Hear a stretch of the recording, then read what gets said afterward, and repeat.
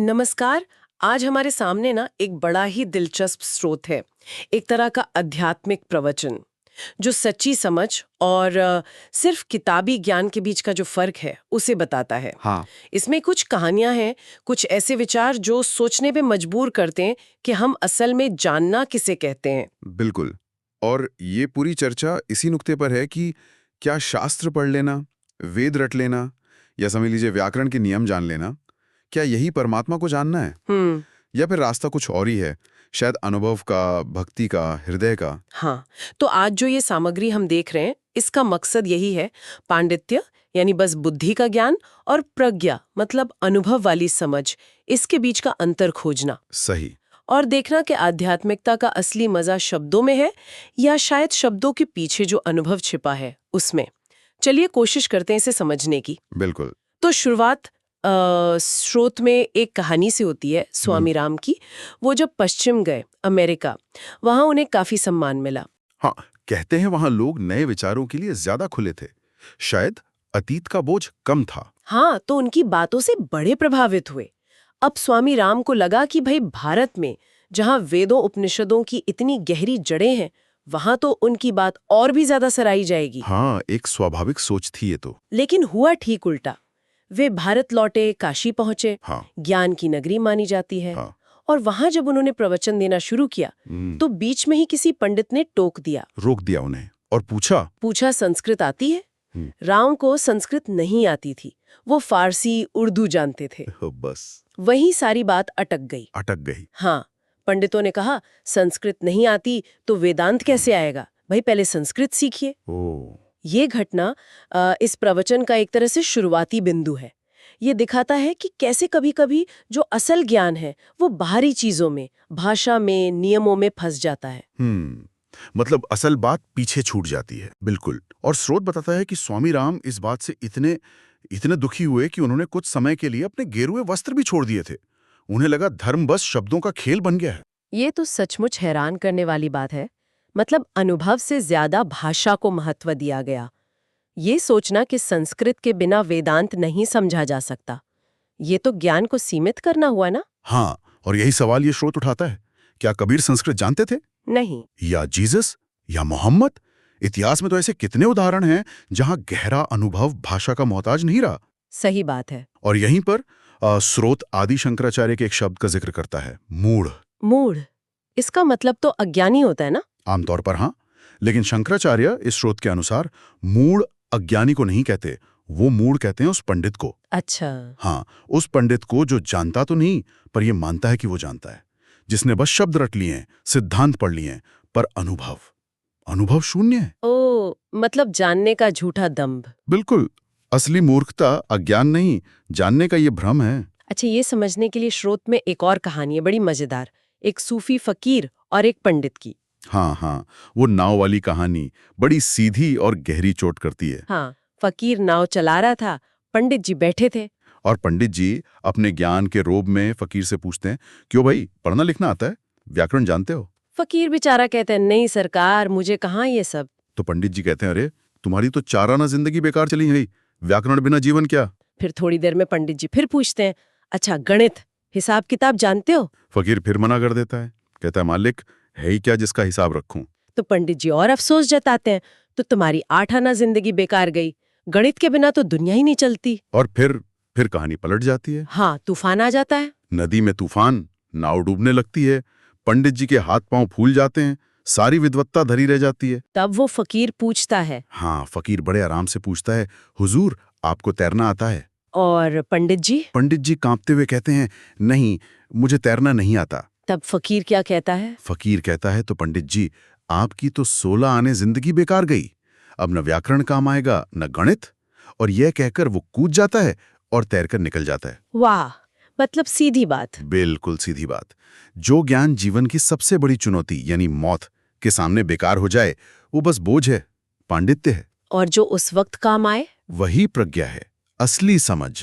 इस प्रवचन का सार यही है, मौत की कसौटी पर ही पता चलता है कि हमारा जानना कितना सच्चा है। बिल्कुल। तो असली ज्ञान सिर्फ जानकारी जमा करना नहीं हुआ, बल्कि उसे जीना हुआ, उसे ऐसा बनाना कि वो मुश्किल वक्त में, खासकर मृत्यु के सामने, हमारा सहारा बने। सही कहा आपने। और इसीलिए ये स्रोत इस बात पर बहुत बल देता है कि सच्चा धर्म या अध्यात्म वो शब्दों के जाल से बहुत आगे है। शब्दों से आगे? हाँ, बल्कि शब्दों से ज्यादा जरूरी है उनके बीच का खालीपन, वो मौन, जहां असली मतलब छिपा होता है। परमात्मा को पंक्तियों के बीच खोजना पड़ता है, ऐसा कहा गया है। ये दिलचस्प है। और शायद इसी बात को समझाने के लिए शंकराचार्य के भज गोविंदम का जिक्र है। मुझे ये बात बड़ी आकर्षक लगी कि शंकराचार्य, जो इतने बड़े ज्ञानी दार्शनिक माने जाते हैं, हाँ, अद्वैत वेदांत के शिखर पुरुष, वो अपने आखिरी समय में भक्ति और सरल पुकार की बात कर रहे हैं। ये भज गोविंदम क्या है? देखिए, शंकराचार्य ने ब्रह्मसूत्र, उपनिषदों पर जटिल भाष्य लिखे, तर्क और ज्ञान के प्रतीक थे। लेकिन भज गोविंदम में उनका एक बिल्कुल अलग रूप है। कैसा रूप? एक भक्त का, एक प्रेमी का। यहां तर्क नहीं, हृदय बोल रहा है। उनका वो प्रसिद्ध श्लोक है, भज गोविंदम गोविंदम भज मूढ़मते। हाँ, और आगे? संप्राप्ते सन्निहिते काले नहीं नहीं रक्षति डुक्रिंच करने। इसका मतलब क्या हुआ? और ये डुक्रिंच करने क्या चीज है? मतलब सीधा है, अरे मूढ़ मन, गोविंद को भज, गोविंद का स्मरण कर, उसमें डूब जा, क्योंकि जब अंत समय आएगा, जब मौत दरवाजे पर होगी, तब ये व्याकरण के जो मुश्किल नियम है ना, नहीं, डुकरू करने पाणिनि व्याकरण का एक कठिन सूत्र है। यहाँ ये कितादी ज्ञान का प्रतीक है। हाँ, तो ये नियम तुम्हारी रक्षा नहीं करेंगे। ये सीधी चोट है उस पांडित्य पर जो जीवन के सार को नहीं छू पाता। तो भजन का मतलब सिर्फ जैसे हम समझते हैं गीत गाना या कीर्तन करना नहीं है? नहीं, इस स्रोत के हिसाब से वो बाहरी रूप है।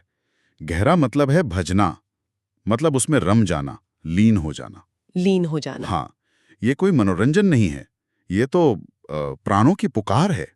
एक लगातार चलने वाला स्मरण, ऐसी हालत की याद करने वाला, और जिसकी याद की जा रही है वो अलग ना रहे। जैसे रामकृष्ण परमहंस के बारे में कहते हैं। हाँ, बिल्कुल। उनका उदाहरण दिया जाता है कि कोई सामने राम या कृष्ण का नाम ले ले और वो समाधि में चले जाते थे या नाचने लगते थे। ऐसा इसलिए नहीं कि वो अभिनय कर रहे थे, बल्कि उनके अंदर वो भजन, वो याद 24 घंटे बह रही थी। बाहर से नाम की हल्की सी चोट भी उसे प्रकट कर देती थी। ये जीवन मरण का सवाल है, इसमें खुद को दांव पर लगाना होता है। जब पूरा वजूद ही पुकार बन जाए, वो है असली भजन। ये कोई पार्ट टाइम चीज नहीं है। समझ गए। ये तो बहुत गहरी बात हुई। ये एक आंतरिक अवस्था है। हाँ, और इसी आंतरिकता से जुड़ा एक और विचार है इस स्रोत में, धन का असली मतलब। धन मतलब पैसा? आमतौर पर वही समझते हैं, लेकिन यहां धन का मतलब है वो हर चीज जिसे हम इकट्ठा करते हैं। हर चीज, जैसे कि ज्ञान, यश, पुण्य, यहां तक कि त्याग का भाव भी हम कुछ न कुछ बटोरते रहते हैं। और ये बटोरने की इच्छा आती कहां से है? कहां से? भीतर एक खालीपन है, एक शून्य। उसे हम किसी न किसी चीज से भरने की कोशिश करते रहते हैं।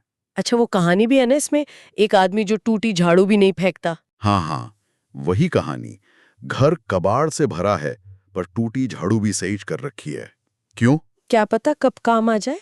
हाँ, ये क्या पता कब काम आ जाए ही संग्रह की जड़ है, क्योंकि अंदर असुरक्षा है, खालीपन है। और ध्यान करने वालों को भी ये खालीपन महसूस होता है। हाँ, स्रोत कहता है कि अक्सर जब ध्यान में उतरते हैं, बाहर से मन हटता है, तो अंदर का वो शून्य साफ दिखने लगता है, और वो चुभता है, बेचैन करता है। तो लोग क्या करते हैं? तो फिर उसे भरने की कोशिश करते हैं, ज्यादा खाने लगते हैं या ज्यादा सोचने लगते हैं, कुछ ना कुछ पकड़ लेते हैं, उस खालीपन से भागते हैं।